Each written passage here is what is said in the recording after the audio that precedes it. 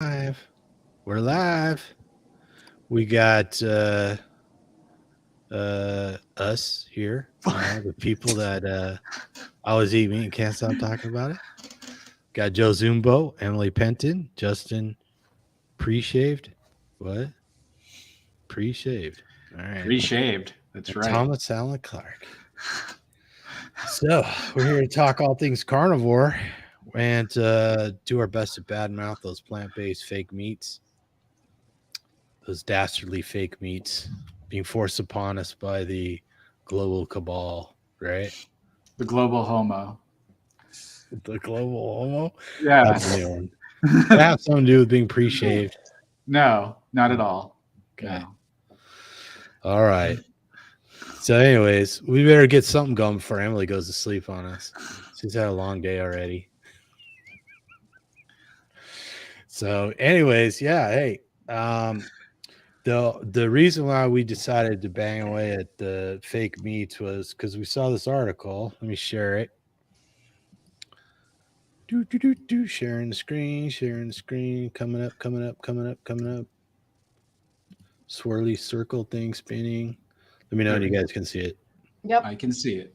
Ta-da! They could see it. So, anyways, came across this, and we frequently see this sort of propaganda. It's kind of like marketing slash propaganda. You find out these people are gambling on making more money selling fake meat than they could if they were actually selling real meat, because they make it out of less expensive ingredients, right? It's a little cheaper to grow some what do you call it, row crop, some yellow peas, grind it up into meal and process it to make it look like fake meat. Add some beet juice so it looks like it's bleeding when you cut into it, all kinds of gnarly stuff.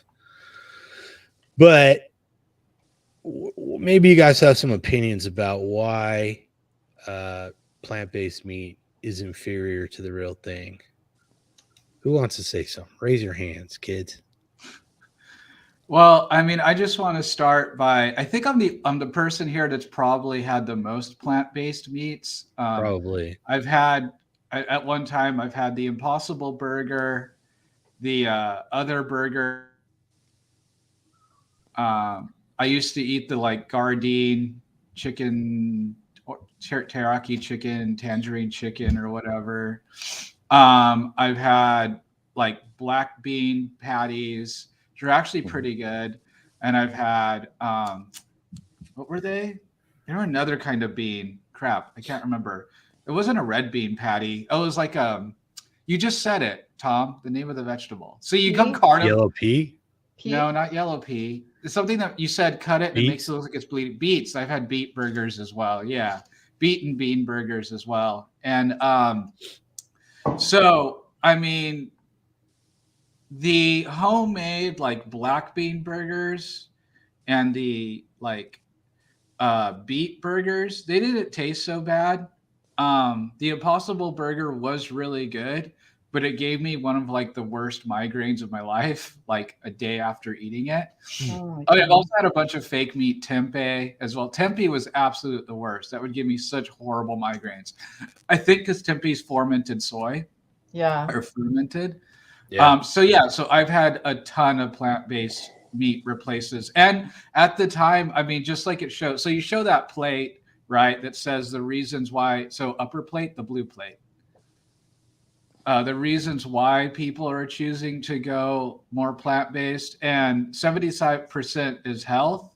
And I was in that category. I legitimately thought that it was the healthier way to be, and so that's why I was eating them.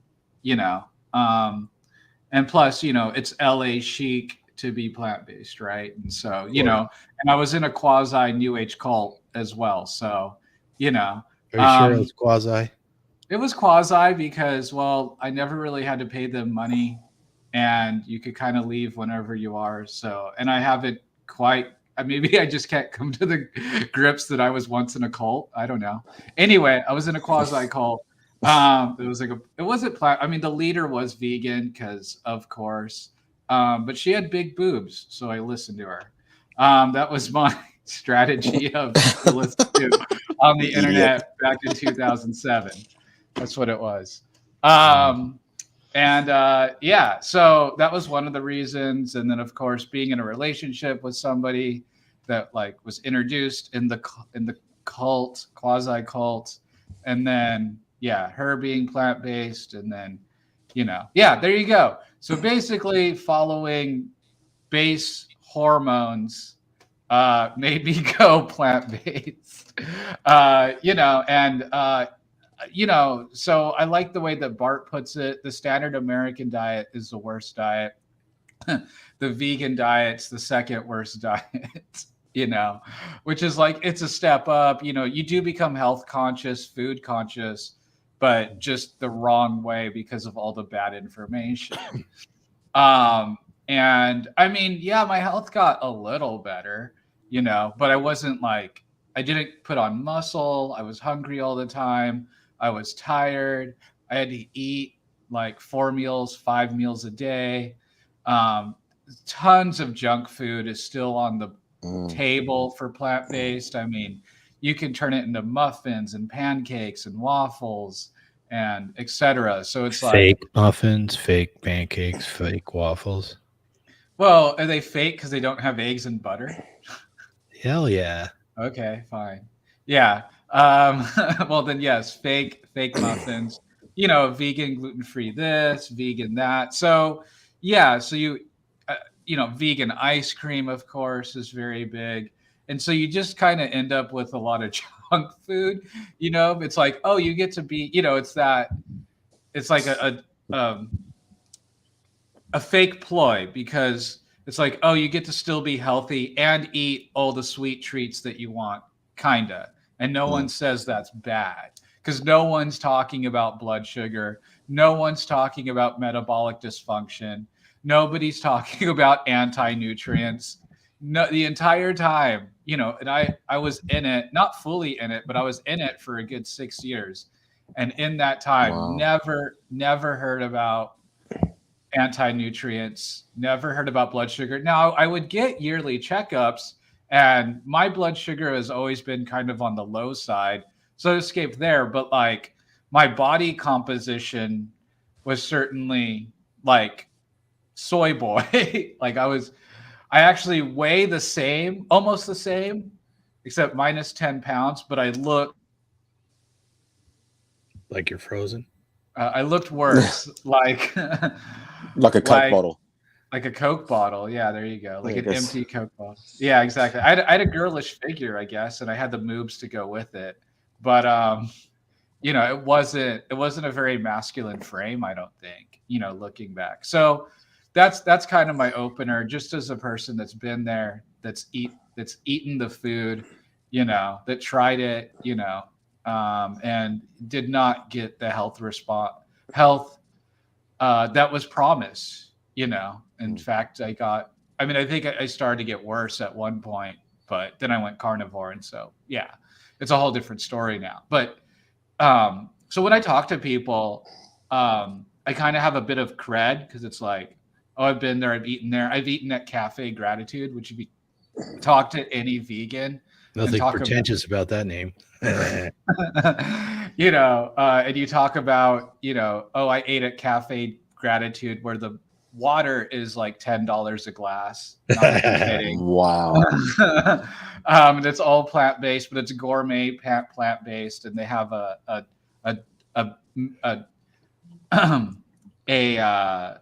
Big Mac knockoff. No, actually, I think that was Doomie's. So Doomie's is another like super like vegan place. Their food is freaking terrible, though. They basically take any plant-based mush and fry it in seed oils and then serve it to you. That is Doomie's. And I hated that. Like, other people liked it. I never liked Doomie's. Cafe Gratitude was like actually like pretty expensive, and the food was actually fairly decent. And then there was One Veg World, which is in downtown Covina, which was a Vietnamese vegan place, and their food was really good, but it was kind of like junk food. So it was like chow mein, easy to make chow mein, vegan. They had a pasta that always made me throw up. It was like a Alfredo pasta. It like always made me throw up. And then they had it was good though. It still made it like I'd always get it and then like always throw up like 2 hours later, like on the queue. And you would think like stop eating that. But no, that thing in your head that tells you like not to do that, don't say that. I don't have that. That part is like missing in my brain. So yeah. And Well, then there's all this psychological pressure. I mean, look at that blue plate. People are doing it because they think it's healthier. They think they're saving the environment. They think it's safer to eat, and they think it's better for animal welfare. Right? Oh, and That's in the what- Vietnamese restaurant, they would play vegan propaganda while you were eating the food. Yeah. Like they had like a screen going on, like a plasma screen, with some. I'm guessing she was like a Buddhist leader or something like that, like talking at you with subtitles. And then on all across the room, the restaurant, they had pictures of like famous vegans. So there's like Benjamin Franklin, I think like Michael Jackson. I don't know, whoever like were famous vegans or whatever throughout history. Yeah. And like religious figures. It's like, yeah. So, Emily, do you ever experiment with plant-based foods? No, I don't know why. I never really ate vegetables at all. Like I just ate cookie dough and ice cream and donuts and pizza. Sounds like a good diet. Hey, Joe, give us some idea what the plant-based / vegan world is like in Australia. And for a chef. Oh, it's huge here. It's huge. But it's like you guys. They play all that propaganda. Vegan companies are very good at marketing crap food. And they make you believe it. They seem to have very deep pockets where they can just throw so much money into marketing and whatever. And let's face it, I don't think a lot of people read labels or go into studies or whatever. So they see it on YouTube. They think it's gospel and that's the end of that. Or they see someone, oh wow, they've lost all this weight, but they haven't realized that they've lost all that muscle. They haven't, Yeah, speaking of losing weight, I was reading, I think it was studies that Master John had done on green tea extract, so it's doing these experiments on mice. I think it was mice or rats. I'm pretty sure it was mice. And what he was finding out is that green tea blocks the absorption of nutrients. So when you see like a green tea supplement that claims to cause weight loss, it's because it's just blocking stuff from being absorbed, right? I bought green tea yesterday, which is just terribly ironic. I was talking to Karina, so I blame her. Anyway. Karina, we're gonna have to get Karina on. Defend herself. Defend her corrupting forces upon Justin. Yeah, because I used to drink green tea like a mad cow. So yeah. Anyway, so it's like I want to see what happens because that, as like I said, that part of the brain that says, "Hey, this is a bad idea," don't have it. Right. Sorry, can I just ask Justin a question? Yeah, sure. You should. Which I was going to ask him anyway. I didn't need to ask your permission. But don't be polite. No, you must have had a lot of wind, Justin. I mean, eating all that stuff, all those beans and everything, you would have been blowing the sand around out of your backside. Well, I mean, every morning was like, I don't know how to describe a cloud in your room. No, it wasn't so much the farting as it was the actual like going. Like daily diarrhea was my life. And like I thought like, oh, I'm detoxing. like oh, whatever I ate is flushed me out. That's why I'm hungry. Yeah. It was like, daily bad diarrhea every day. Sometimes twice a day. Sometimes more than that. Yeah. Yikes. Yeah, I don't know. Somehow people, I've watched the videos where they're talking about how gas and stuff like that is it's normal and healthy. It's good for you. And it's like, no. And then, we talked about this before. Justin and I got a video coming out about does meat rot in your colon, right? And of course, meat doesn't make it to your colon, so it doesn't rot there.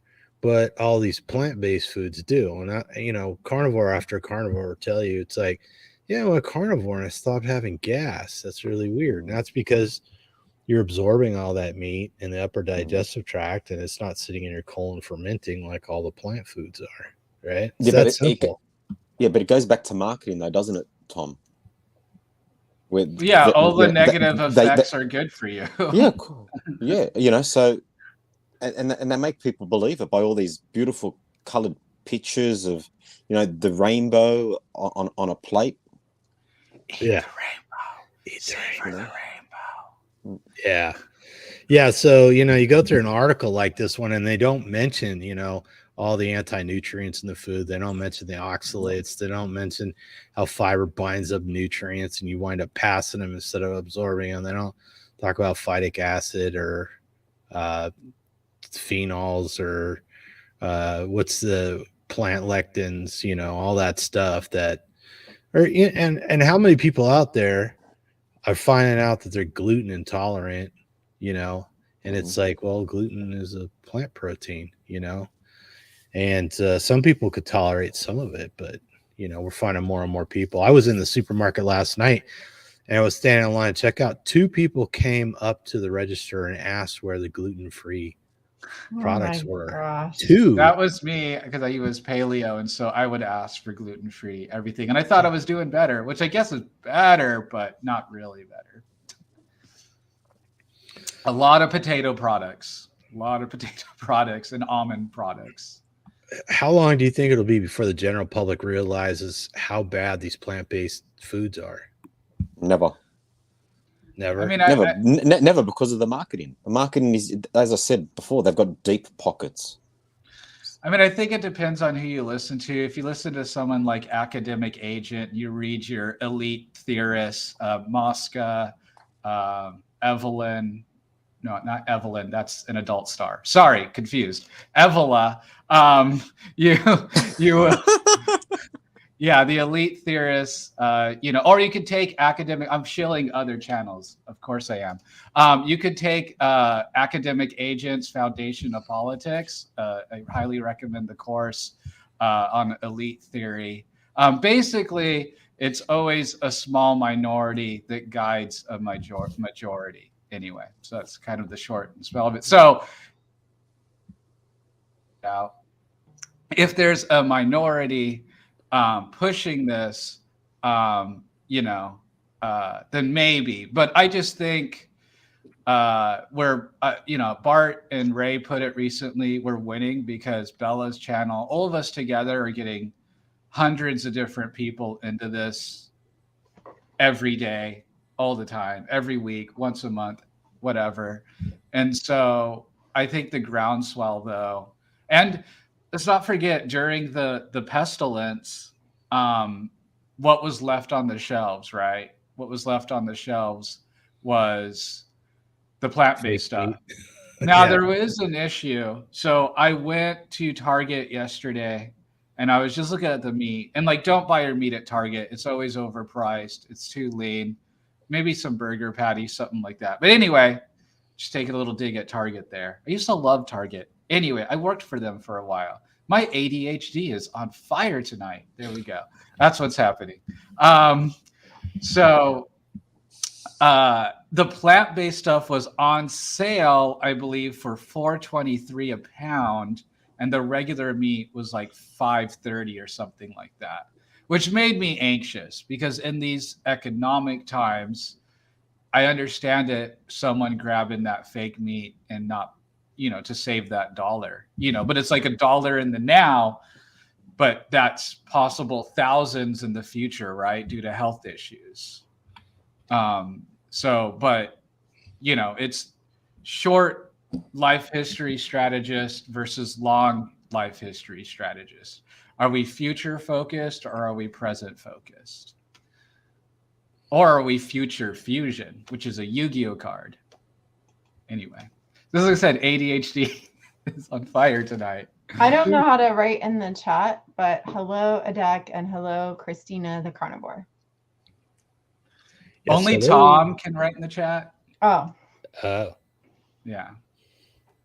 Oh, Well, so because he's the channel owner. We're on his network, his channel, Meet Mosaic. it's good that you know that. So the other thing is too is people are always pushing this concept of cholesterol, right? It's like cholesterol bad. And cholesterol is one of the most important substances in our bodies, right? And then we circle back to the old Ansel Keys pushing this idea. He pushed the idea that cholesterol was causing heart disease. And that was an idea that another doctor actual doctor came up with. And that doctor abandoned it because he realized it wasn't true. And then we spent another 50, 60 years studying it. And we're never able to really link cholesterol to heart disease, right? And then, and that led to them pushing statins on everybody and then trying to come up with low cholesterol foods, low fat foods, right? And here we are. We can see here in this picture, there's ground beef, 220 calories, and then soy-based, 250 calories. Somehow the soy has got more calories, which is gotta be so weird. They're all the same weight, and it's got the same grams of fat. And then you go over to the bean-based, it's got like no fat. So you can't live on those bean-based ones for very long, right? Your brain will eat itself. Yeah. Go a little cray. Let's see, where is it coming from? No carbohydrate. Oh, of course, the carbohydrate. That's where it is. Still not that much carbohydrate in those things, but still, it's all fake. And I'm gonna look at the color, right? Can you enlarge that screen, Tom? Embiggen. I don't know if I can make it any bigger. Control Plus, maybe? Well, yeah, I think I maxed out. Okay. Trying to make it bigger. Oop, what was that? You can open it, and I think you can move between the screens, Joe, without it kicking you off. No, that's on Zoom. Oop. I lost it.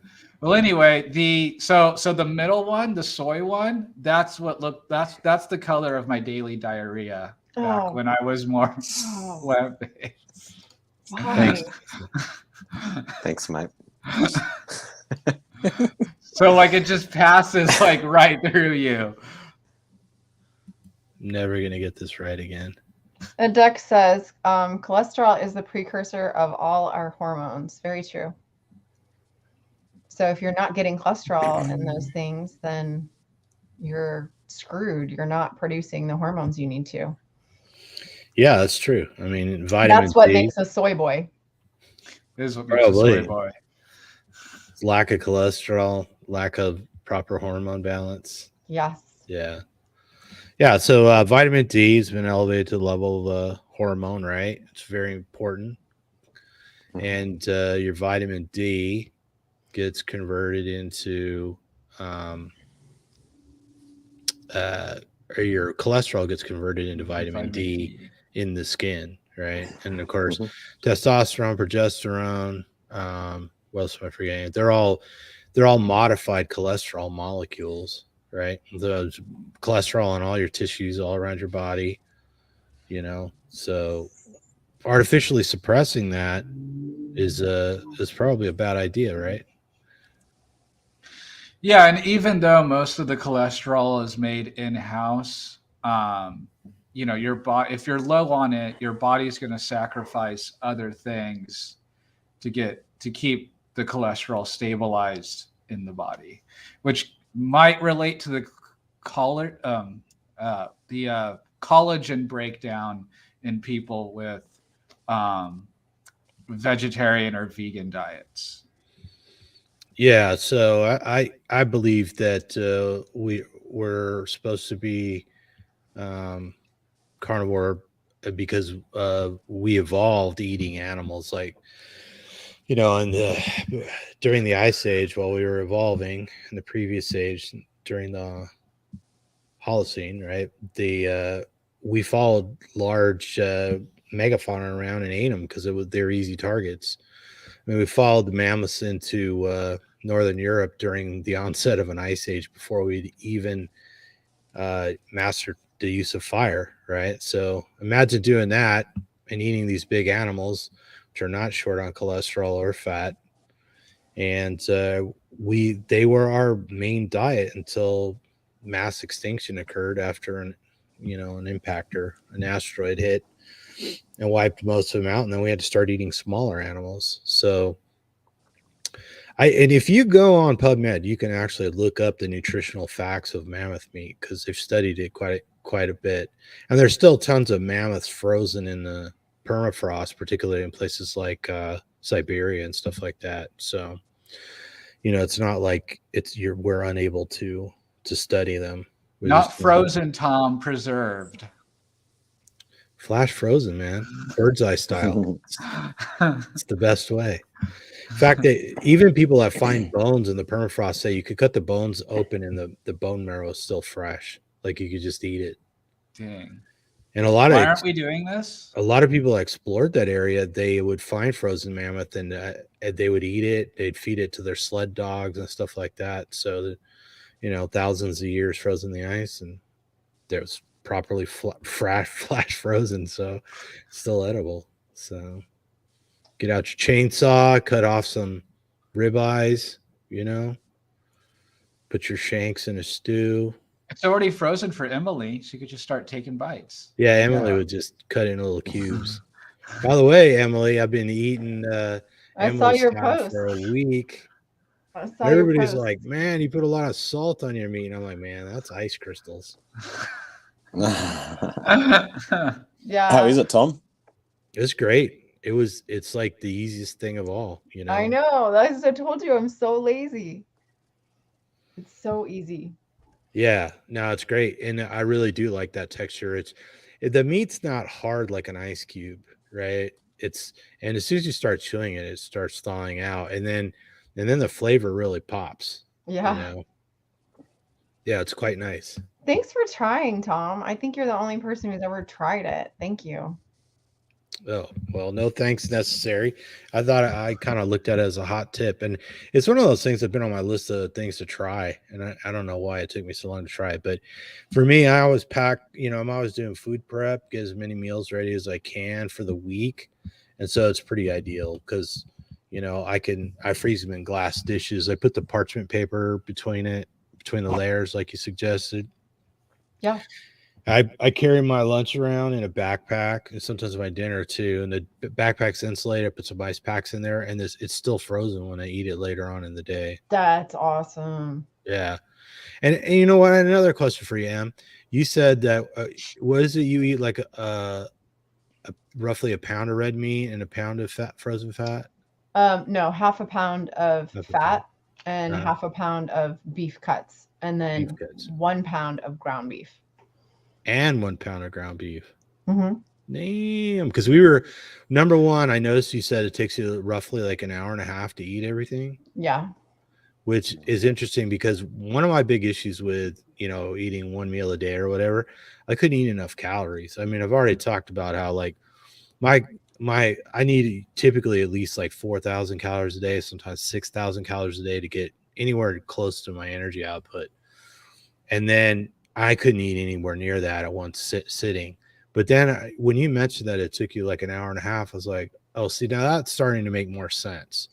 But I did some rough math. Just if you ate a pound of red meat and a half a pound of fat, you're up around 4,500 calories. Really? Because on the live today with Ken Berry, I said that I ate over 3,000 calories. I didn't know how much. So I guess it's even more than that. Well, that's a lot. It's a lot more than me. She's up in my range of calories. Yeah, and I'm 5'8" and 140 pounds, and I've stayed at that, and I eat that same amount forever. Well, Justin and I started this experiment in January, and we called it Feeding the Bonfire. We took some suggestions from John Anderson, who's a pro bodybuilder, former wrestler, and so on and so forth. That like he trains people all the time, and his technique is to get people to eat frequently. You start feeling hungry, come on, and eat something. Whether it's a hard-boiled egg or a piece of meat or whatever. And he's very into eating meat. It's not an exclusive carnivore. I'm sure there's a lot of protein shakes and stuff like that in his diet. But so I realized quickly that before that, I was not eating enough food, right? Which seems crazy, right? But when you don't eat enough food, you run into all kinds of problems. I mean, if you're trying to get leaner, your body's trying to at some point starts to hold on to body fat and stuff like that. When you're trying to lift, like I do, then you're not making progress because you're not building enough muscle, and so on and so forth. And then OMAD and 2MAD and fasting is so popular, and I'm like, man, I never got to the point where I was eating enough. And even if you talk to Ray's like, yeah, you got to feast, man. You got to prime. You got to pack that food in. And I'm like, how am I going to pack in more food? And I'm used to like sitting down and having a meal.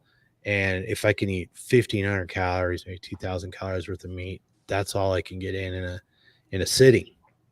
But I never thought to try and spend an hour and a half eating, I eat like it's my job.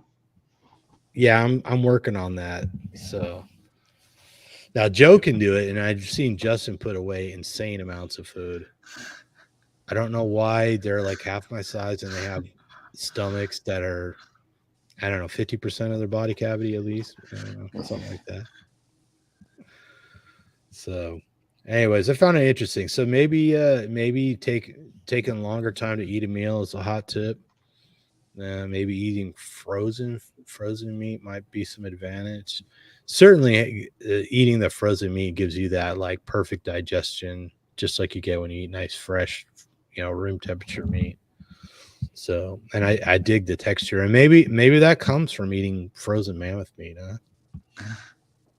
See a Dex bragging. She says she can eat 4.4 pounds of. Yeah, I remember her saying that.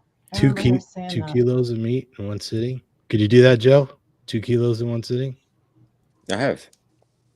Wow. I have. I'm saying, like, could you do it every day?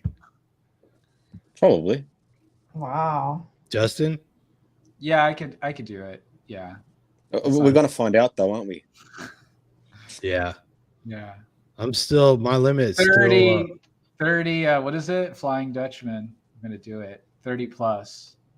Yeah, so when they get here, we're going to go to In-N-Out. We're going to order 10 Flying Dutchman each, which each one is 2 meat patties and 2 pieces of cheese. But they're only 2-ounce patties, so they're not huge. But I've been ordering 4 at a time recently. Training. I'm like, 4 is quite a bit. Really? The other day I had, 4 Flying Dutchman, which is 8 patties. Yeah, you're almost there. Yeah, 4 Flying Dutchman's 8 patties. Do you want 10 patties or do you want 10 Flying Dutchmen? Because a Flying Dutchman is 2 patties and 2 slices of cheese. Oh, so it's 20 patties, right? And 20 slices of cheese. Yeah, we can do it. Easy. 10, no, 10 wouldn't even touch the sides, Tom. 10 Flying Dutchmen wouldn't even touch the sides. Just don't throw it up. Don't throw it up and waste it. Well, we're gonna eat it right there, and at In-N-Out, the drive-through cars usually circle the outdoor tables. Yeah, so I remember. If you're gonna blow chunks, it's gonna be in front of a bunch of strangers. To be in front of this super hot chick for me. That might see me again. Yeah, Joe doesn't care. He's just gonna fly away. Yeah, I can fly away too. Now, Justin and I are gonna have our pictures in the back office, and like, yeah, if these guys come, don't give them 10 Flying Dutchmen. Oh my god, Emily, how many Flying Dutchmen do you think you could eat in a sitting? Probably 3. 4 ounces of meat and 2 pieces of cheese. Oh, I definitely can't do the cheese. There's no way. All right, well, you can get it without cheese. I can't do the cheese. Cheese is not mandatory. I could probably eat 6 patties, so 3. 6 patties. Nice. Now, the thing is, how much time do we have to do this? Because it's about pacing when you're doing one of these challenges. So that's it. Yeah. Gotta pace. I don't chew my food. It just goes straight down, straight pipe. I'm just gonna start dipping them in water, like iowade. You guys have to record it. Oh yeah. Oh, No, yeah. we'll probably go live. We'll probably do like an Instagram live 30 patty. Yeah. On like my account or something. Or maybe Well, we'll try to we could do it on all 3 accounts Yeah. simultaneously. That'll be our circuit. How many people can you have on Instagram live in one go? I don't know. Today there were 330. No. How many guests? I should say. I can't. I Oh, think- I think don't know. 4. I'm not sure how many. 4 there's in a one limit. go? I know I've done 3 for sure. You could do Well, that's 3. just us 3 then. Yeah. Yeah, but we can each do it on us. We all have Instagram accounts. We could simultaneously do 3 at a time. And the funnier it is, the more likely people are to see 3 different angles. Yeah. We'll just film each other. It'll be I hilarious. should bring a harness or something so that I have like the action view going on like that. Great. It's like right in my face. Like, there you First go. person eater. Yeah. POV. There you go. POV food porn. I have to go to bed, guys. I'm sorry. All right, 99M. It's Night, good to Em. see ya. See, I'm good to see you. I had a nap today. I had 3 yawns, and it's She's just not tired. 3 Fine. yawns and you're out. She's tired from getting fire hosed by Dr. Canberry. Oh my gosh, that was so much information. It was awesome. Brain is full. She must rest now. Yes. All right. Love you guys. Bye, Yeah. Em. See him. Bye-bye. Take care. Now it's Yeah. naughty time. Well, if we're gonna do a Flying Dutchman challenge, we might as well come up with some other challenges. Like, oh, we'll have to go see who can eat the most prime rib too. I think I'm gonna be broke by the end of this holiday. Yeah, right. Yeah. So, we'll when we march into the restaurant, we'll have to bring scales with us so we can weigh the prime rib. Our own God. food scales. Yeah. We'll just put scales on chains around our necks. There we go. We'll just Prime rib at Northwoods Inn. Is that what we're doing? Do they have prime rib there? I swear they do. I think they do. They have Yeah, a you're pretty right. good ribeye too. We got to take Joe there just so he can see it. There's nothing it's one of the most unique atmospheres there is. It's supposed to look like a lodge in the north, Great Northern Territory somewhere. So like the building looks like it has snow on the roof.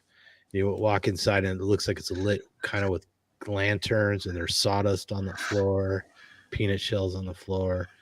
And everything's made out of heavy wood timbers, and yeah, we'll go there. Is it torturous to go there and not eat carbohydrates though? I mean, that honey butter is just insane. And like their garlic toast, like I don't know, man. I feel like it's They're like known for their insane. cabbage salad too, right? Right. That'll give you a win for sure. Oh yeah. God. You can't stick around after you eat that. Take out and go sit in the car. Right. Do. So we might as well stop sharing since we're not talking about it anymore, right? Anyway, next topic. Unless we're still gonna keep banging on about this fake meat thing. I don't know. What else you guys got to say about fake meat? I mean, we could talk about how all those row crops are destroying the topsoil, which is ruining the planet. We could talk about how putting animals back on the land is actually the natural thing to do and the best way to put the topsoil back on the ground and prevent desertification. I mean, Australia is a good example. There's plenty of desert there. Imagine if you could shrink that desert, just like imagine if we could shrink the desert here on the West Coast. Well, to me, the like bottom line is everything that veganism, plant-based is touted to be is a complete lie. It's not healthy. It's not better for the environment. You don't help any animals. It doesn't make you more of an environmentalist. my favorite story, right, is my story of being at the health food store. I forgot what I bought, but seeing this. Oh, is this the guy in the parking lot? Yes, the guy in the I was going to parking. ask you to tell this story. Yeah, the guy in the parking lot that takes a wheatgrass shot. For those that I've done wheatgrass. You're not. Yeah, you can be vegan, you can be LA chic, you can be Southern California chic, you can be Berkeley chic, hoity-toity, but you haven't truly hit the pinnacle of transcendental plant-based until you've had your wheatgrass shot. So wheatgrass is touted to be like anti-cancer, cure migraines, take you to heaven, make you have the best orgasm of your life, like whatever, just like everything, right? Give birth to the second coming, whatever, right? And so, are we entering blasphemy territory again? I feel like I haven't said anything blasphemous in a while. Anyway, so I've done the wheatgrass shots, and they pretty much just taste like a lawnmower bag. Basically, is what they taste like. Beautiful. Like fresh cut lawn clipping. No, it smells like it too. That's the hard part. It's like opening a garbage can full of lawn trimmings that's been baking in the sun for a while. Yeah, it's horrible. And they have to use a special juicer because it's literal grass. It's just grass. That's all it is. It's grass, and not the good kind of grass that you smoke. Just grass. And they have to use this because it's so thin. Like try to go outside, go to some grass and squeeze juice out of it. Like nigh impossible, right? And so they have this super expensive juicing machine just to juice wheatgrass, which turns into like a paste, but you do get like the grass from it, or the juice from it. So anyway, I saw this guy out in the parking lot take a wheatgrass shot. Like choke it down, practically throw it up. He throws so it comes in like this little biodegradable plasticky cup, which I guess like Tom or someone was educating me that those biodegradable cups aren't even that biodegradable. But anyway, that's a side topic. And then so he takes that and then he throws the little cup on the ground and he takes a swig of like sweet tea. And then finished it, and then threw that on the ground, the like legit plastic sweet tea cup, and like just left like littered and left. And I was like, there I am, my carnivore ass. Like I pick up trash, like legit. Like if I see trash on the street or anywhere, I pick it up because I care about where I live. I don't like seeing grass. Not grass. I don't like seeing trash, just around. I don't like seeing everywhere. trash on the grass. I don't like seeing trash on the grass while I'm sitting on my ass. There you go. That's it. That should be a children's book. I see. I'm like, what's his name? Dr. Seuss, right there. Yeah, Dr. Carnivore Seuss. Dr. Carnivore Seuss. Justin Seuss. You heard it here first. Yeah. Yeah. No, I've told this story when you mentioned that one before, but I was on a drive from, basically LA to San Diego with my sister to visit my dad. And she's like, oh, let's stop and get something refreshing. And so we went to some juice shop, right? So we go in there. I'm looking at this. I'm like, I don't know what to get. She ordered me some green thing with wheatgrass and stuff in it. And they put pepper on it or something. And I was like, oh, okay. And like, I tried to drink it, but as soon as I got it close to my face, it smelled like a garbage can of lawn clippings that had been sitting in the sun. And I was like, how am I going to drink this? And I tried to drink a little. And after a while, I was like, I cannot do this. Oh, but it's so good for you. Blah, blah, blah. And it was like $11, This was probably 20 years ago. It was $11. It was like, whoo, I hate to throw it away, but this is not consumable. Yeah, you're literally better off eating nothing or drinking nothing. Yeah, it's probably if they harvest it from outside, it's probably full of bugs anyways. It's probably the only nutrient. Well, no, I think it's so terrible the bugs even avoid it. Wheatgrass. It Yeah. could be. Yeah.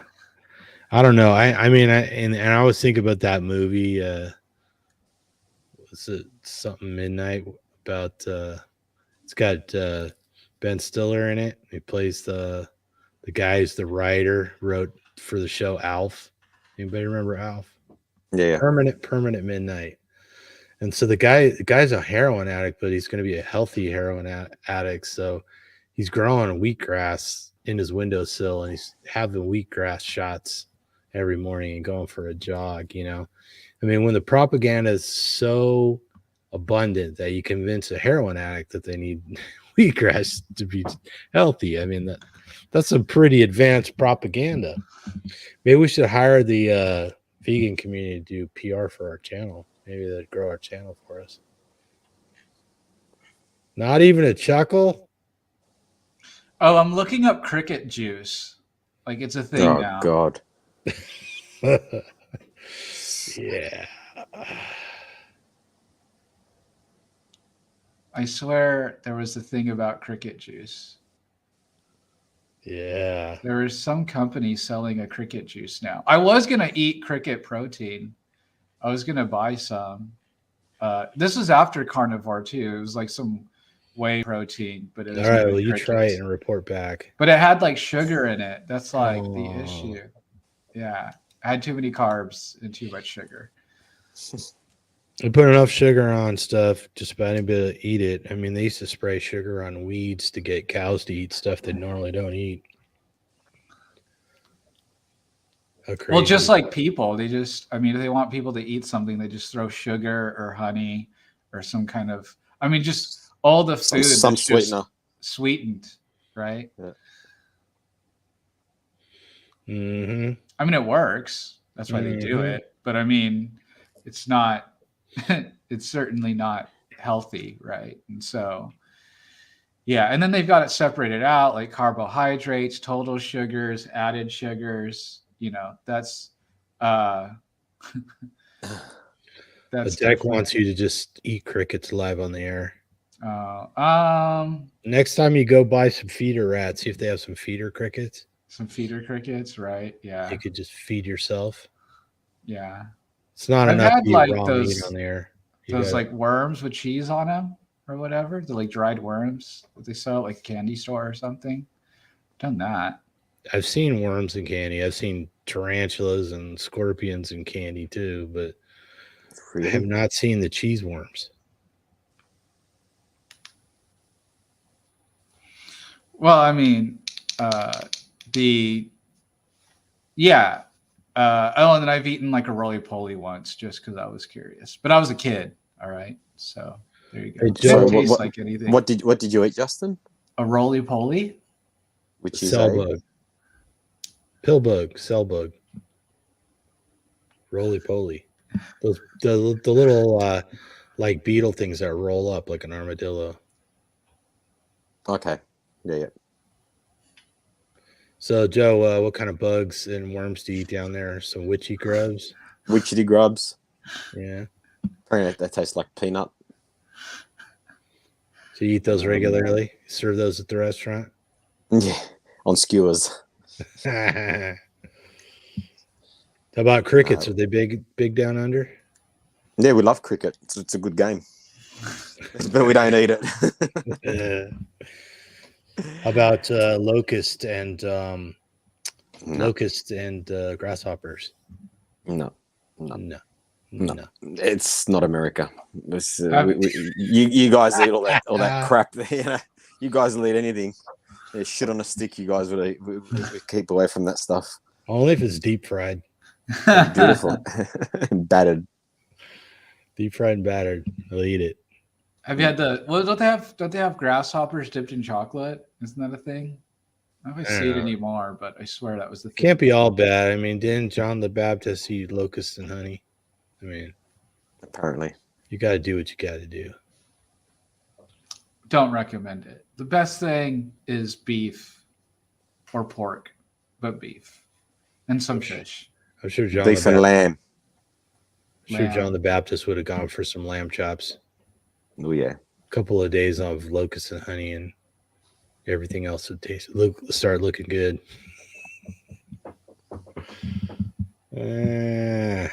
How come you don't hear about more people in the Bible getting scurvy? Because there's a lot of talk about eating meat and eating bread, but not any really talk of eating apple. I mean, except eating fruits, except for that one time.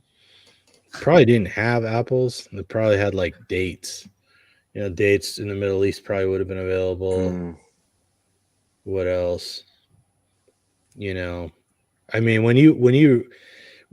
I know in Italy at the Colosseum, they had or around there, they had all kinds of little fast food places, and some of the old signage is still there, and people are eating things like dormouse and pig placenta and all kinds of weird stuff that we wouldn't eat, and they're like delicacies. So Dormouse, like mouse. Yes. Type of mouse, little mouse. They'd eat little cooked mice. Ooh, I still have to try rabbit. Rabbit I've had, but only at German restaurants. It's the only people that seem to have it on the menu. It's very popular in Italian cuisine. Well, how do you cook a rabbit, Joe? Usually they stew it. Stew it. Yeah, cook it nice and slowly. White rabbits. Yeah. It's not my thing. It's my parents would, well, my mum and dad like rabbit. It's not my thing. You can't barbecue it, like a nice char. No, it's dry, right? I mean, it'd be very lean, wouldn't it? It'd be like a kangaroo. Yeah. How much meat could you possibly get off a rabbit? I'm thinking I'd go hungry quick. It's like a chicken. Yeah, get as much as a chicken, because I mean, I could put a whole rotisserie chicken down without blinking. Are we doing a rotisserie chicken challenge now? I was just gonna say that. Oh, see if we could eat two. Two, no problem. Deck is saying that they have a rabbit in the stores for our Christmas. I assume for dinner, Christmas dinner. But aren't there like those big fat rabbits? Wouldn't that be better? I've seen those as pets. So he's talking about white rabbits for Italian cuisine. Yeah, Deck's saying it's very lean and they're kind of tiny, quite tiny. Yeah, you'd probably get more meat off a chicken than you would off a rabbit. Huh.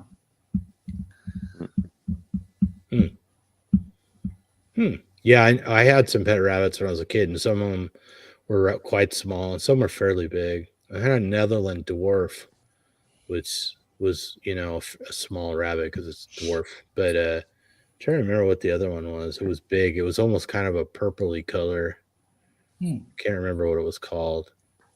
Had a thick, soft fur. It was a pretty good sized rabbit. That might have made it a decent lunch. Not quite a big dinner. How about the bunny rabbit? It's the bunny rabbit. You get plenty of meat off him. Yeah. I mean, a 6-foot rabbit. Now we're talking. We go back to the Holocene and eat a mega rabbit. I wonder if there were mega rabbits. Can you imagine if they could jump like 12 feet in the air? How cool would that be? I don't think rabbits came along until after the impact. You're going to have to look that up, do a show on megafauna. Hopefully we'll find giant rabbits. Maybe a giant jackalope. You got jackalopes over there, Joe? Sorry? A jackalope? No. Maybe it's called something else over here. Oh. Well, it's like a hare, like a desert rabbit, but it's got horns. No. Oh, huh. A desert rabbit with horns. Yeah, you know what a hare is, right? It's like a big rabbit. Yes, yeah. Long ears. long Yeah. pointy ears. Yeah, This has and got it's got horns. on it. Yeah. You have to send me a photo, Tom. But those are extinct, aren't they? They're not jackalope anymore. I don't know. Maybe they are extinct. We'll have to find out. Ate them all. Yeah, I heard they were tasty. It's funny the animals you hear are tasty, like mountain lion, giraffe. You know, it's like couldn't get an elephant. You know, it's Should you like, do a mountain lion challenge? Huh. yeah, that'd probably get you 21 years of prison in California. But I'm down. It's illegal to shoot a mountain lion. They're protected. Yeah, they're protected. It better have already mauled you if you're gonna kill it. Hey, did you see the one that went through Irvine the other day? No. It was running Actually- through Irvine and it ended up went through a shop. Oh, It was, nice. it was a big one. Yeah, some dude was chasing it with a taser. Well, I So- sent you guys that picture of that bobcat. My cousin took a picture. Yeah. It's crazy. Yeah, mountain lion mauled a horse just, I don't know, a couple miles from my house about 2 years ago. Ooh. Horse won. So the deck says there's a Flemish giant rabbit, weighs 15 pounds. It's like a Yeah, turkey. that'd be a meal. But it's gonna be stew, right?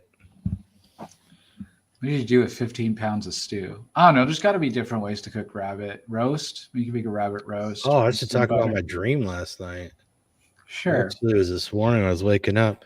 I dreamed I was cutting up an elephant. It's a little tiny elephant, like the size of a chicken, and I was putting it in a pot of chili. So, I mean, that's what you need to do.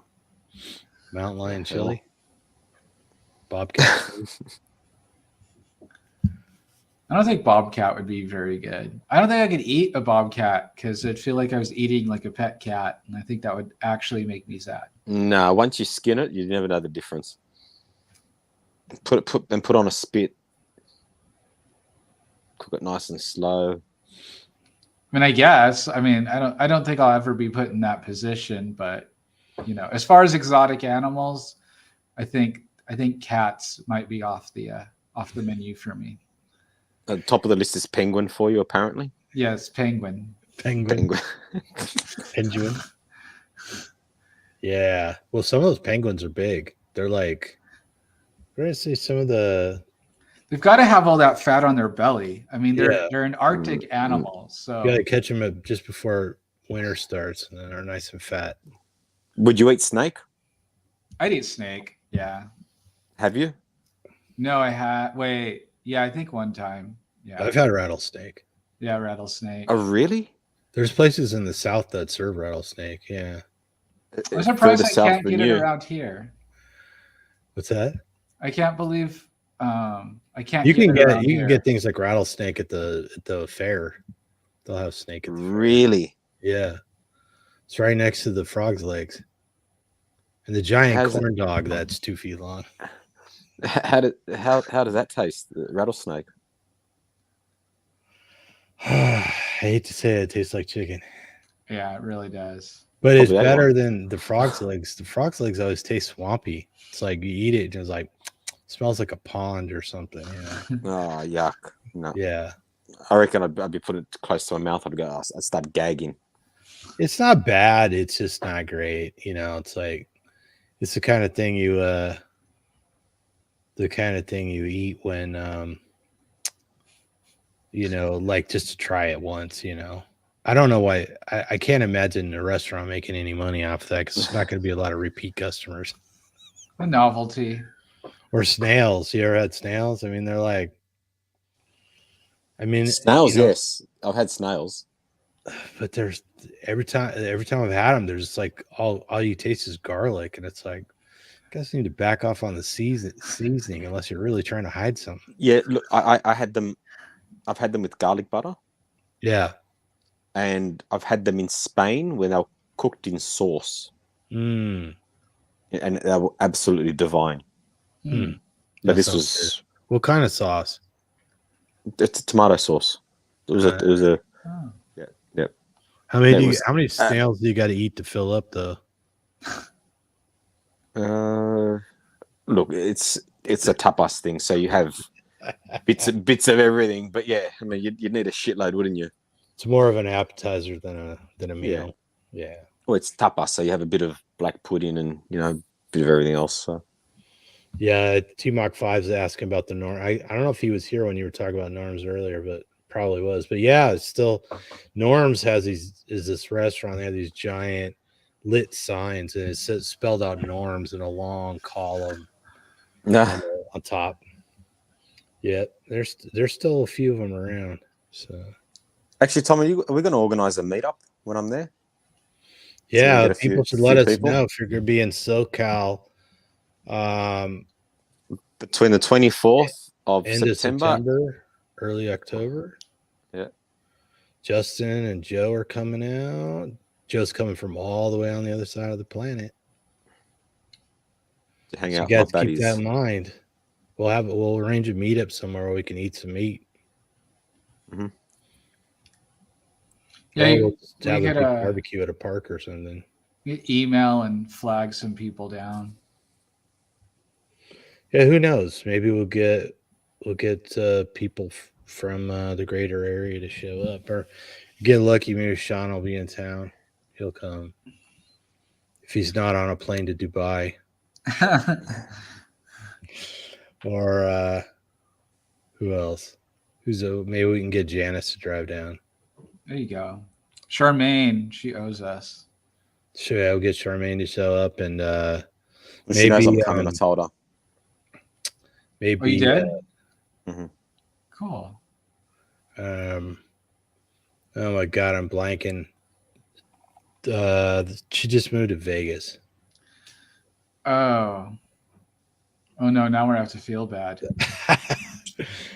California, SoCal, LA area. Not Barbara. ADS. Yeah, Barbara. There you go. Yeah, eat like Barbara. Maybe she'll be in town. Oh, and what you call it? Oh God, I can't never think of anybody's name when I'm doing videos. Oh well, yeah, maybe Bella will be in town too. Right. ADS says he's in Oregon. I'm in Southern California. Cassie might come. Cassie. That's what I was trying to think of. Yeah, maybe we can get Cassie to come. Yeah, she seems to know all the good prime rib steakhouses. So. Well, there's all those people that were at those meetups too. I mean, Judy Cho is in town, and Hilali and David. I've met them a couple of times. I never say her name right. Anyway, she's a CrossFit chick. She'll come. I'm sure if we invite. Oh, and Chris. We gotta do a video with Chris one of these days. He's an attorney in the food industry and a carnivore. Oh, that's interesting. Yeah, he's a real nice guy. We gotta get him on. I can't get. Anyways, my screen's all screwed up now because I zoomed out too far and it won't go back. Your computer's drunk. Hey, I'm kind of close to Alabama. I'm in Springfield, Missouri. Christine. God, I was going to go to Alabama. My cousin lives there. She's in North Alabama, Huntsville.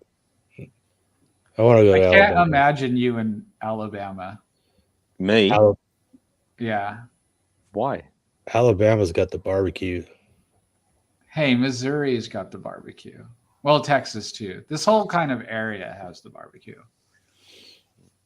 Well, you guys got time to plan your trips out. Alabama, Oregon. It's not that far. Where's the T-Mark from? Yeah. Catch a freight car. Yeah, where is everyone from? Put in the chat. T-Mark, where are you from? An undisclosed location. If you guys are really brave, you could find one of those pop-up restaurants. I went to one with my aunt, my uncle. It was literally like on a property, Oh, T-Mark's in Chicago. Hey, I'm close. Brave is in what sense? Hygiene wise, or because I ate street food in Malaysia, and if you can eat there, you can eat anywhere in the world. Oh, it was nice. They had roasted goats in the ground, Yum. or barbacoa they call it, right? It's kind of like a style of barbecue, and they serve tacos. So, but it's kind of like a la carte. Like you build your taco the way you want. They just bring you all kinds of fixings and stuff. And I took a bunch of meat home from there. It was fantastic.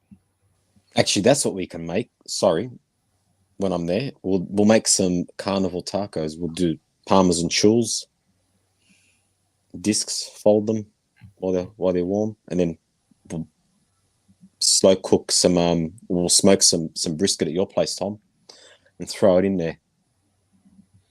Sure, why not? Yeah, we can put Justin on the grill making shells so he can spill it all over the kitchen again. No, I heard how messy he is, so I'll take that. I'll take over that responsibility. I'm not spending my holidays. I'm not spending my holidays cleaning. We'll upgrade from a pizzelle iron to a waffle iron just for you coming all this way. Actually, I think I put the pizzelle iron in the pile of donations. So, like, how am I don't know. It's like a family thing I inherited, and I was like, this is just taking up space. I got to get rid of this. Justin and I tried to get huh? Put on Facebook Marketplace. You get someone who'll buy it off you. $10. Yeah, $20, right. whatever it is. Totally. Yeah, that's throw it out. Make money. I had the patience to wait for somebody to pick it up. I'd do that. Actually, I was impressed at Walmart. I know with the hiccups. I was impressed with Walmart because they have like these mini irons that are advertised as keto, like keto waffle iron, keto this, keto that, which is kind of cool. So yeah, I was gonna buy a couple, but then I didn't. But I still think I will, just because I have guests coming, and I don't know. Maybe I'll do some experiments. Maybe I will make a carnivore waffle of some kind. It's good. Get on that. Perfect that. So when we get together, we don't have to spend time cleaning up your messes. It's funny because he lives by himself. He's a neat freak. Everything is neat as a pin. It's true. Yeah. In my house, he would destroy everything and then blame me. He'd be like, you told me to do it.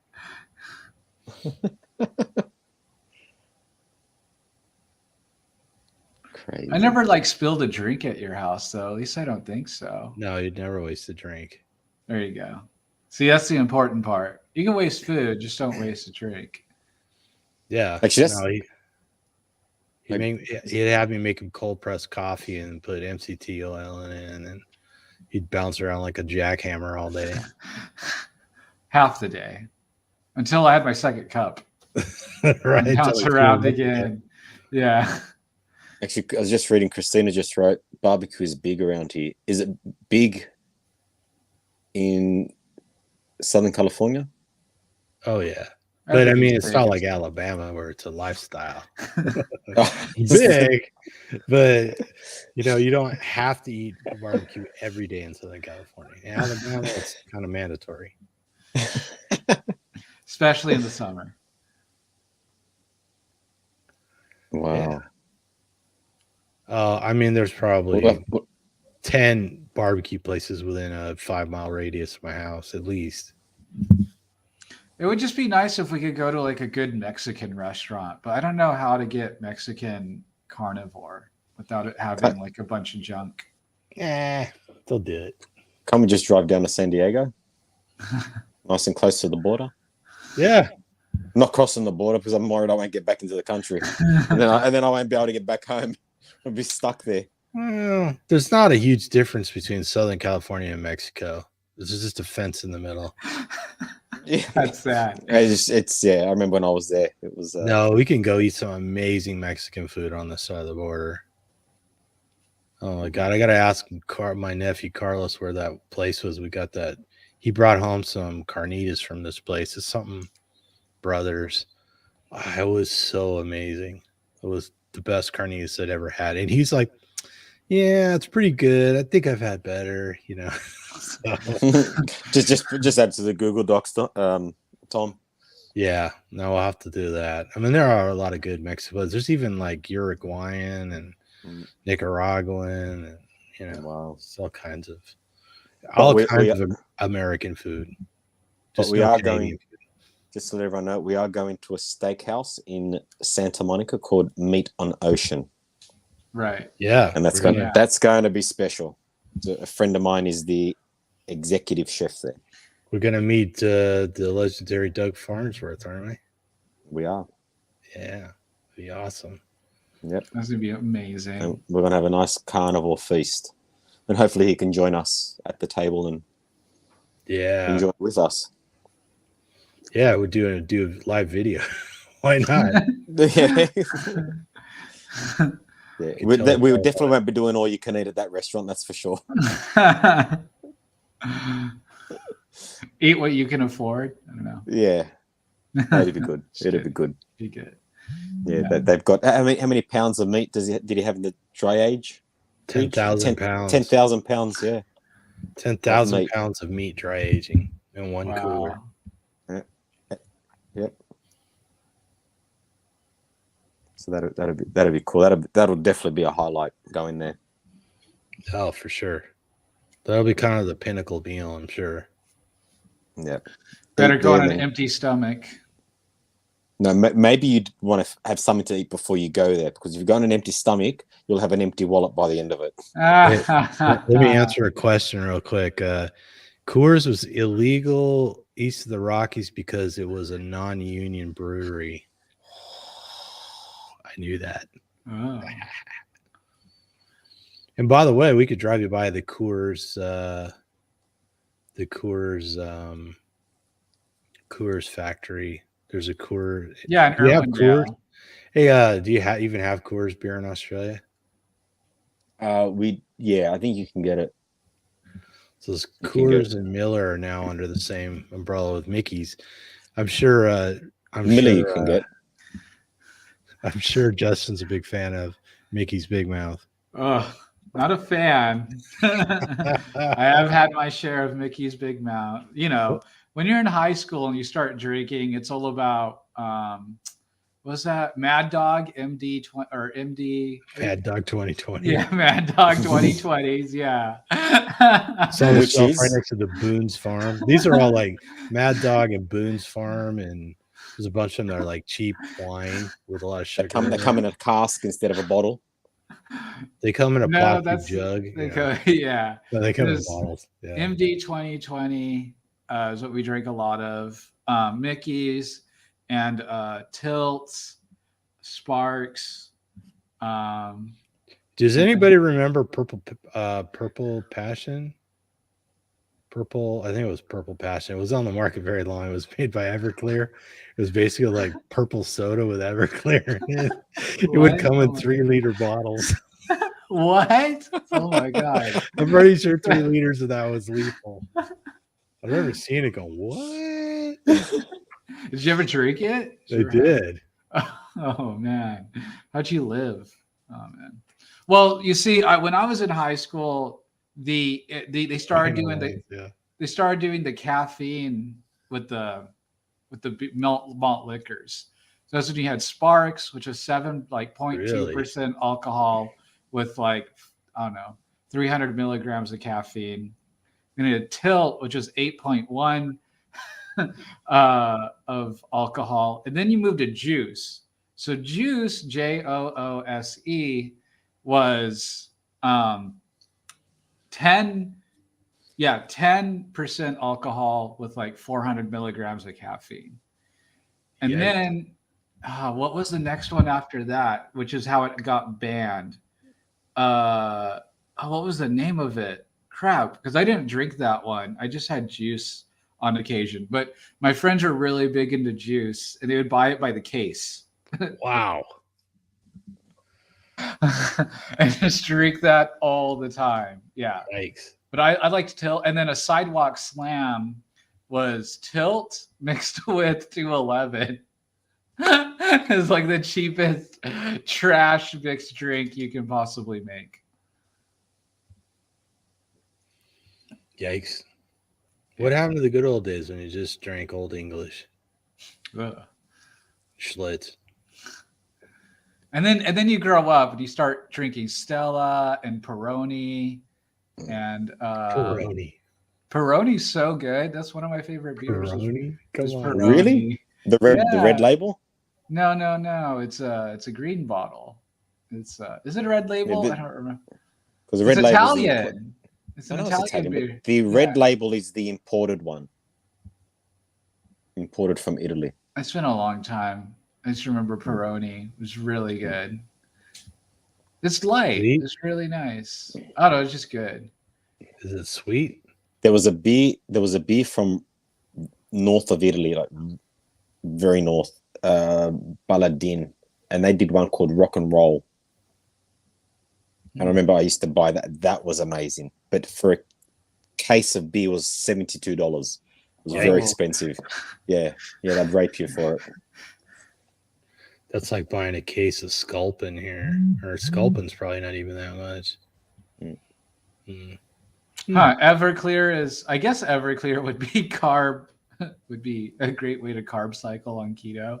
All right, then. I'm surprised that's still around. Oh, yeah. I've seen it on the shelf. I never saw any Everclear in California until not that long ago. I noticed it on the shelf, so used to only see it out of state. So I don't know if the law changed or they got one with an acceptable percentage on it. I don't know, or I just never saw it. My first 2 shots ever were a shot of 151 and a shot of Everclear. Yikes. I don't remember the rest of that night really, but I came home very drunk. No, in a Wendy's was involved. You might still be drunk. Oh, and we picked up my friend's pool table and we threw it in the pool. Nice. Good job. For some reason, the pool table had to go in the pool. Yeah, my buddy's parents were pissed when they came home the next day or whenever it was. Yeah, we weren't allowed back at that house. We are still friends with that friend, actually. Yes. When you say we, yeah, me and Edwin, the Honeyman. The Honeymonger. Edwin, the Honeymonger, yeah. Classic car Honeymonger. Yeah, the classic car and used or old truck purveyor as well. Right. So we took a long trip down Booze Road. We usually do. For some reason. It's not like juvenile booze too, like entry level stuff before you refine your tastes. Yeah. It happens. It's just what you can steal in the beginning or what you can get your older brother or sister to get you.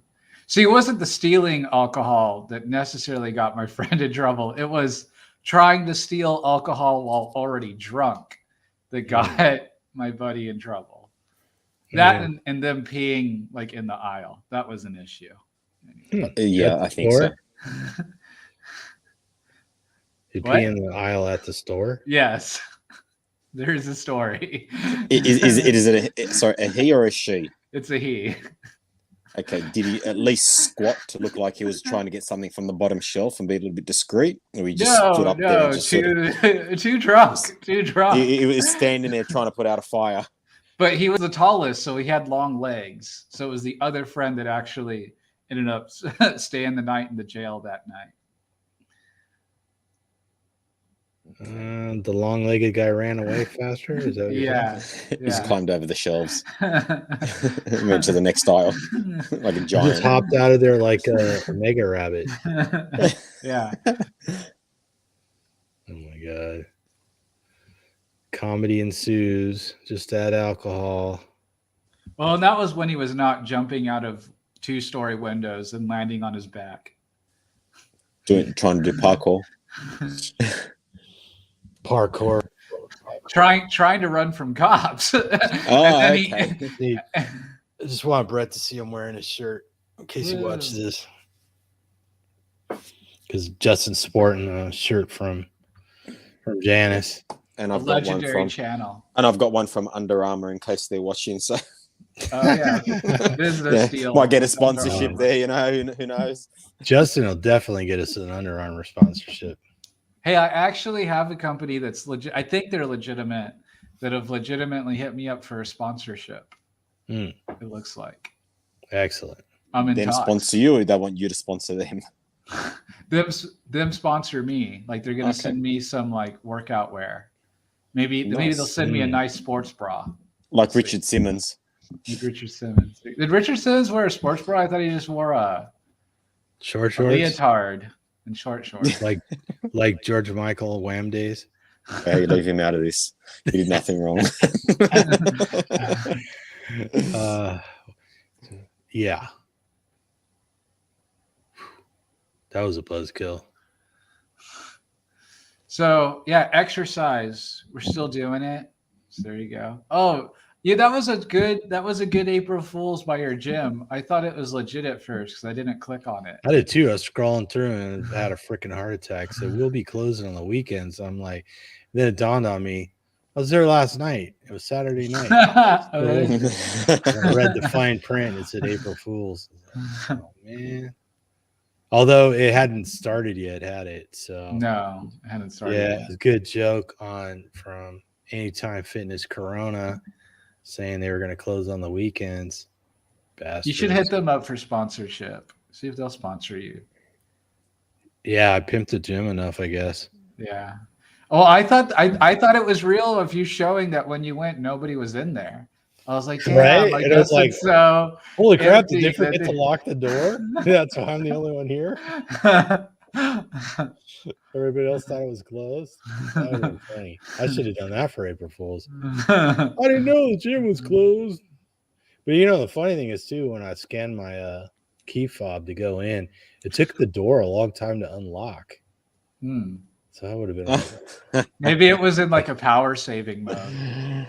yeah. It's in Well, like yeah, it was five. probably the computer was probably asleep because nobody had come in hours and hours.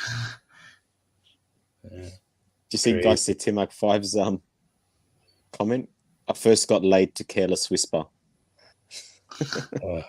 Random. I'm sure that song got a few people laid. I'm sure a lot of guys hooked up to that song. That should be our intro. Our intro song should be that. Joe gets The, upset sax, when the saxophone part. Joe's a big George Michael fan, and I like to make fun of that fact. Saw him in concert. It was amazing. Last concert here was the best concert ever. Best. Oh, Avril Best. Lavigne just came out with a new album. I think I was at the Yeah, store. she's gone a bit downhill. Why would you know? You know, that? I've met her. Yeah, I remember. Yeah, I've seen. The I can see pictures Joe and knowing everything. that because he met her. But I was at Target and I was looking at the CDs because I'm a '90s kid, so I they like have the CDs CD. at Target. They do a very, very small end cap of CDs, but it's usually whatever has come out like that month or Do whatever. you have a CD player in your car, Justin? No, I have a Bluetooth thingamajig. Huh. I don't even know if my car has a CD player. I'm trying to think. I just convert them with the computer. Yeah, and then put them on my phone. You rip But I them? still like, I still like CDs though. I like the art. Yeah. I must have 200 pounds of CDs and DVDs that I can't give up. Can't remember the last time I actually watched one or listened to one. But I ripped them all too, right? Right. That's what counts. I mean, just in case, you've always got it, Well, it's a lost art. I think it'll come back like vinyl. Like vinyl's Now come back vinyl will real always hard. be there. Now vinyl will always be there. It just sounds better in clubs. But I remember growing up as a kid, you'd buy cassettes because a CD was too expensive to buy.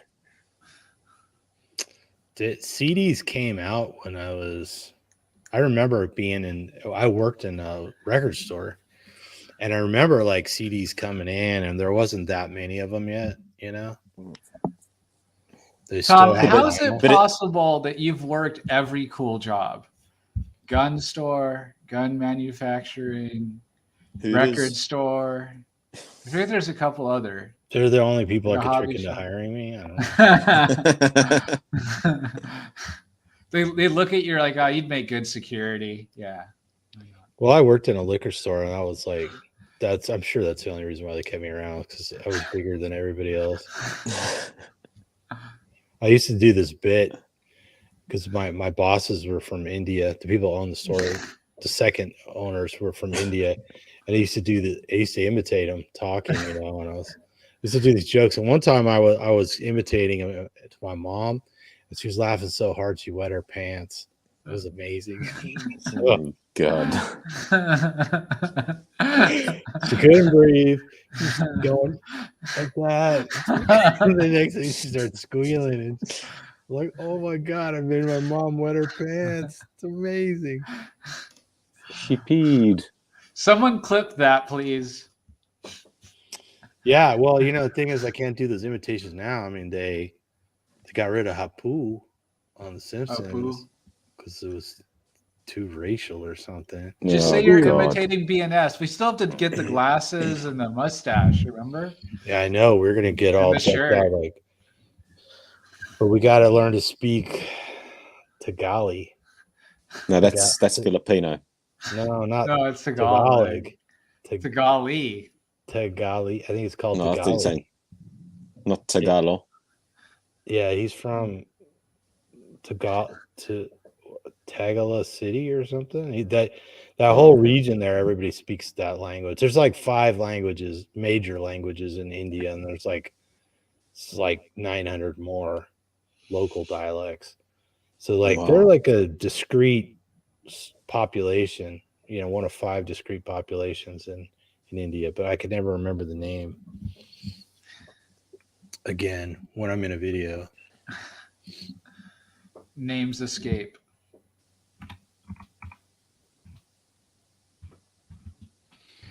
Hey, they're dropping straight facts about Michael down there. Wow. Mm-hmm. Yeah, I'll have to look it up so I get it straight one of these videos. Sorry, BNS. My man. My man in the Indian subcontinent. Yeah, we're gonna get some dark mustaches and some blue blockers. I've actually got a question. What was your guys' college go-to meal? Well, I guess you went to chef school, so you just got to eat delicious stuff. No, we just made it. We never got to. We didn't really get to try it. We got to try it. We got to try it, but then we had it was a fine dining restaurant in the college, so we would cook for them. Yeah. Well, I went to Cal Poly Pomona. That land was donated by the Kellogg family, so we ate a lot of damn cereal. Had huge, clear containers with a dispenser, and you could go in the. We had where I ate was where they served the food to people in the dorms, so it's like a cafeteria called the Commons, and they had all the cereals. It's like rows. There's like a long table with these cereal dispensers on it, and then all the usual stuff, short rib, Korean short ribs that's served once in a while, lots of pizza. My friend John used to put ranch dressing on everything. So if he's eating Salisbury steak, he put ranch dressing on it. Ew. Oh, that's he was eating pizza, ranch dressing on it. Okay, my sister does that, but the Salisbury steak, that's disturbing. I saw he put ranch dressing on hot dogs. I could see that. Okay, that's not so bad. The Salisbury steak one, you cannot okay, did he also put Salisbury or ranch dressing on chicken fried steak? Because that would be I'm sure almost equally disturbing. You think he still does that now? I don't know. I'll have to ask him. He just drinks it straight out of the bottle. Adds it to his water. I mean, it is kind of sweet. I mean, That's weird. I mean, It's funny because I went down to his birthday a couple of years ago, maybe. I should have brought him some ranch dressing mix for his birthday. Didn't even think about that. No, but I'll ask him. Ask him if he still eats that way. His wife probably doesn't let him. He's married with kids now, so he can't be that irresponsible to put ranch dressing on everything. right. For me, my go-to was two McDoubles from McDonald's, a small fry, and a small soda. That was my go-to. And of course, the Mika Chan like cup of noodles. Cup of noodles are so good. I don't know why it's pure carbohydrate, terrible seasoning. Yeah, a lot salty. of that stuff. I had a roommate in college that was half Korean. His mom would send these noodle bowls that were Korean, and they had so much chili powder in them. Yeah. Oh my God. They burn your ass. It would light you up. I was like, oh, I remember trying to tough it out, going, oh, I'm burning inside. But when we were off campus, we would always go to Tommy's. I mean, we went to In-N-Out plenty, but we go to Tommy's, get the chili burger, chili cheese fries. So maybe we'll punish Joe with some Tommy's when he's here, because it's very American. How long has it been since you had a French fry, Joe? Oh, it's been a while. Honestly, yeah, it's been quite a while. I remember going there late one night after a meeting or something and trying to buy a gallon of chili off the guys at Tommy. No, what? God. Oh my God. They wanted $20, and I was like, that's when you're a college student, that sounds like a little too much, you know. I mean, this is more than 20 years ago, so yeah, I remember like, yeah, I should just get some chili while I'm here because that's amazing. What was your plan with the gallon of chili? Just take it home and eat it. You were just gonna eat a gallon of chili. You know what well, not all in one sitting, but they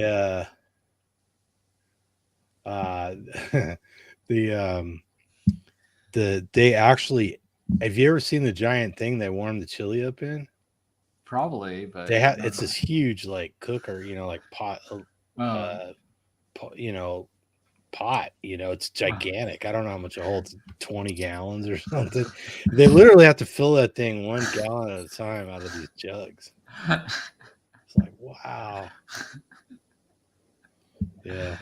Now I wish I'd bought that gallon of chili for $20. That's a bargain by today's standards. Yeah, you should have preserved it. You probably, I mean, I'm sure that the Tommy's chili market, I'm sure you could have gotten like $100, $500 for it now.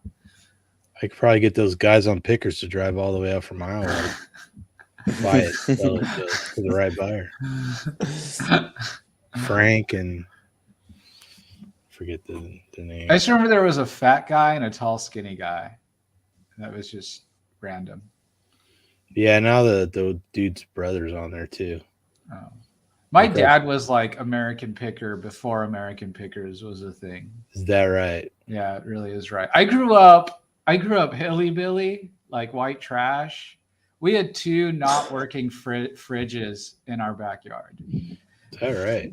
That is right. What'd you do with them?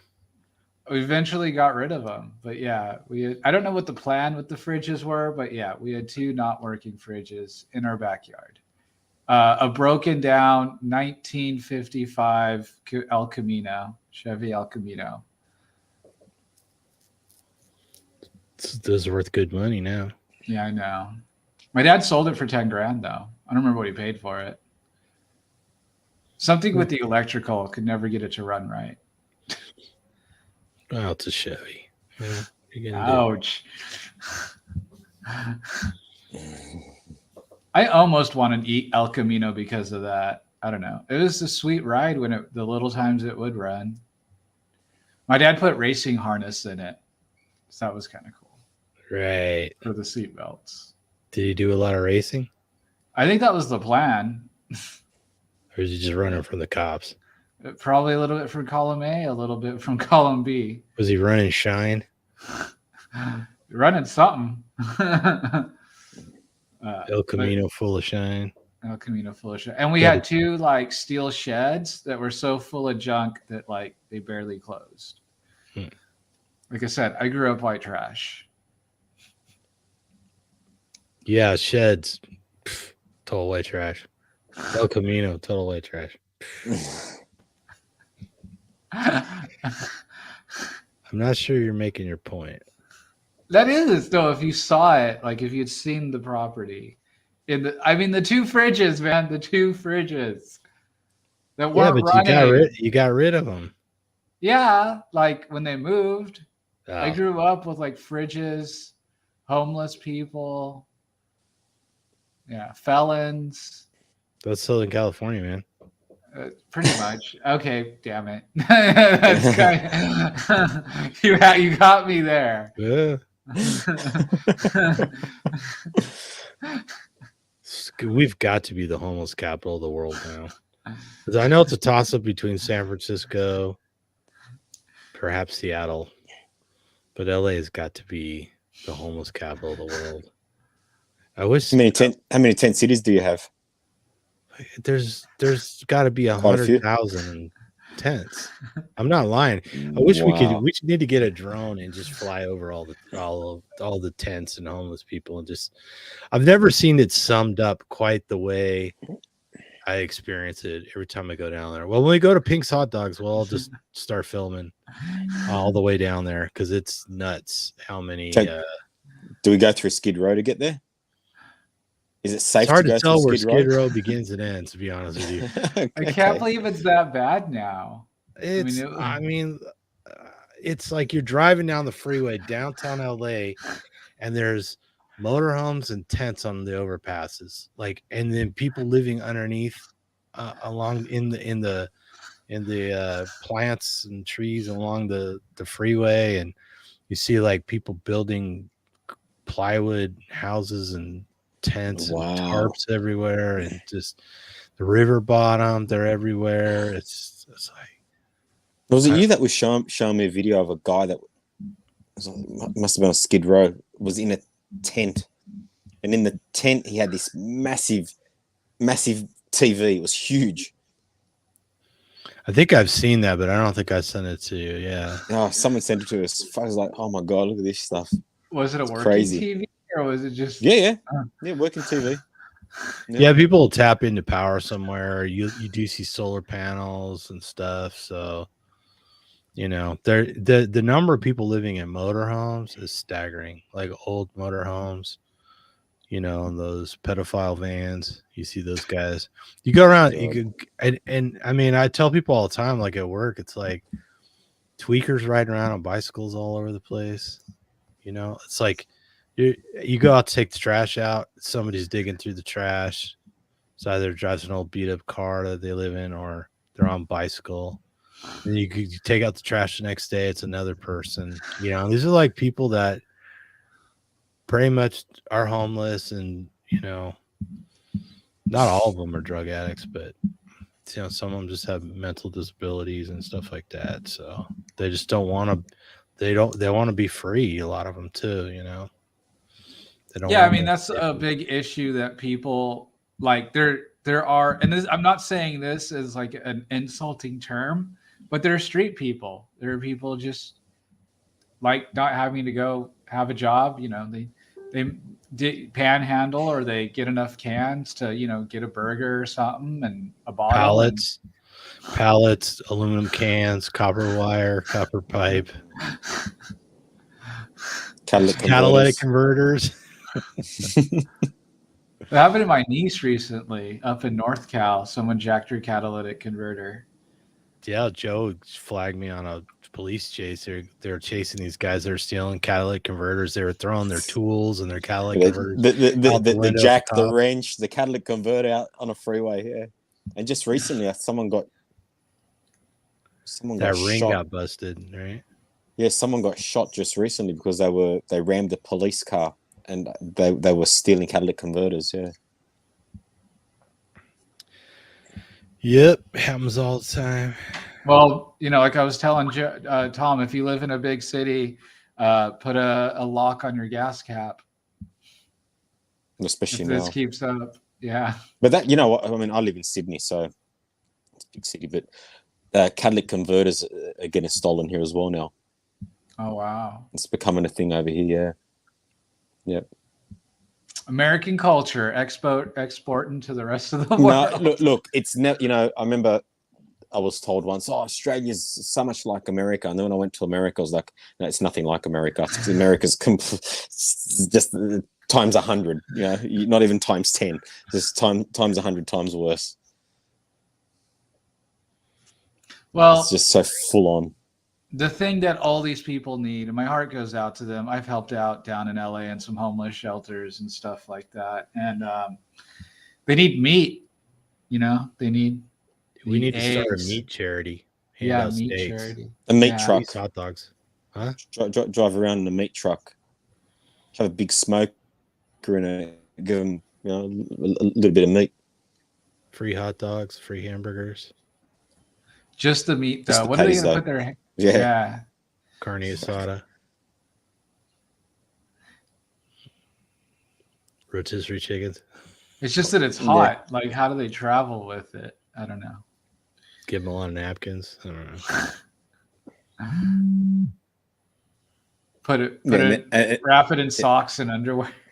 So and then they burn themselves and they sue you and they become millionaires. Right. You know. Well, just tell them we're somebody else. You know, never figure it out. Right. So we'll have to serve cold meat whenever. Oh, frozen. Maybe you can serve frozen meat to them. Nah, they'd leave it there and eat it slowly and get food poisoning for sure. Well, you know, a lot of these people eat out of dumpsters, so they're probably tougher than most. Yeah. Oh, I was tempted to go freegan at one point. You guys know what freegan is? Why don't you tell us what freegan is? So freegan is like legit, like classy, but you eat out of the trash. Like, you know, you just get rid of food waste by just eating out of the trash. Gotcha. You know, my ex used to hate it. Like, people would leave like fries and burgers at like restaurants, and I would go and just grab it. Sometimes. Nice. I did partially because it was weird her out and embarrass her. Can you believe I'm single? How crazy. Hard to imagine you would do that to a girlfriend. You would do stuff just to freak her out, huh? Yeah. Yeah, we were all like that at one time. Yeah. But yeah, more meat for everybody. I think that's the lesson here. Get rid of this plant-based stuff. Don't buy it. Don't support them. They'll go bankrupt eventually, or at least give up if like it really doesn't sell. You know, there's a high threshold that they can keep pumping money into it, but it's not infinite. And so I think we keep spreading our message. People will realize how healthy meat is and let that plant-based stuff just sit on the shelves and rot or keep getting discounted, you know. Yeah, well, and I think, you know, pushing the whole thing about the anti-nutrients, that's the untold story. It might be harder to argue with people about cholesterol because until that message has been reinforced, you know, that, you know, just eating cholesterol doesn't give you a heart attack. Just eating saturated fat doesn't give you a heart attack. Until people have had 50 years to adjust to that idea, that might be a tough sell.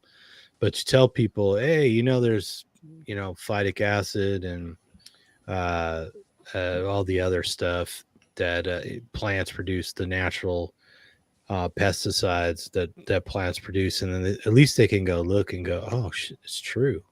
You know, there's oxalates in here or whatever. Green tea blocks nutrient absorption because, oh, look, it's got a lot of traits a lot of other plants have because they're plants. It's a plant-based food, you know. So, if it's plant-based, it doesn't belong in your face. Yeah, and people don't realize plants are toxic, and everything we've done for breeding them and preparing them and everything else is to lower their toxicity. Doesn't eliminate it, doesn't completely detoxify it. It just makes it tolerable. Right? So you won't die Quickly. in the coming years. But you know, yeah, there's other things that happen to you though. And Die slowly. die slowly. Yeah. Yeah. All right, guys. Well, we've been at it for an hour and 45 minutes already. Woo. We talked about everything from Mad Dog 2020 to George Being Michael. white trash. Homeless people. Yeah. All right. Well, thanks everybody for watching. I hope people enjoy it. Pass the link on to other people who might enjoy it or get something useful out of it. And we'll be back next weekend. We're gonna do it on Saturday. Well, isn't that no. not alive? That's Isn't that right. just It's not a- a live. So maybe record. Justin and I'll do another live on Sunday. Yeah. And Joe, Yeah. if he's around. If we didn't burn him out. But No, I'm all good. yeah. So we'll do another live. We'll have more videos coming out. We're gonna do interview with Dr. Carlo, who's a chiropractor, works with autistic people. Oh yeah, and if you want to connect, you got anybody's welcome to join Autistic Carnivores on Facebook. That's a group I started a while back, and Joe's got he's got Australian meat base. How's it go again? Australian Carnivores, a meat-based lifestyle, There you go. and that's on Facebook as well. For all you Aussies, all you Australasian folk can hook up there. So, but yeah, come join us, Autistic Carnivore, especially if you or somebody in your family is on the spectrum. If you are current with the TISM, come hang with us there. But we'll be interviewing Dr. Carlo, and it won't be live, so I'll have to edit it and put it out. But shouldn't be too long. Keep an eye out for our short ribs, the shorter versions. The brief videos are usually like 15, 20 minutes. Some are half hour long. So anyways, thanks everybody. Until next time, eat some meat, feel better, and don't fall Whatever down you the do. 2020 mad dog hole. Don't Carb fall hole. down the carb hole. Carb hole.